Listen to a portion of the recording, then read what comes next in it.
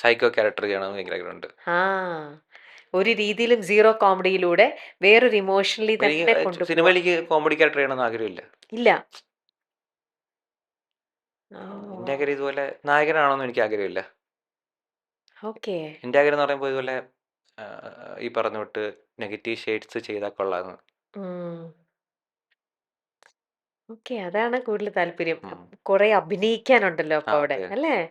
Okay. ഇപ്പോ നമ്മുടെ സിനിമകൾ എന്ന് പറയുമ്പോൾ അത് ഇപ്പത്തെ പബ്ലിക് തന്നെയും ഇൻഫ്ലുവൻസേഴ്സിനെ ഇരുകൈ നീട്ടി സ്വീകരിക്കുന്ന ഒരു കാലഘട്ടമാണ് ഇപ്പൊ ഇത്. സ്വീകരിക്കുന്നുണ്ട്, തിരിച്ച് അതെ, അതുമുണ്ട്. ചവിട്ടിക്കളഞ്ഞ 2 രീതിയും രണ്ടുമുണ്ട്. പറയുന്നുണ്ട്. പക്ഷെ എന്നാലും മോർ വെൽക്കമിങ്ങും കൂടി ആണല്ലോ.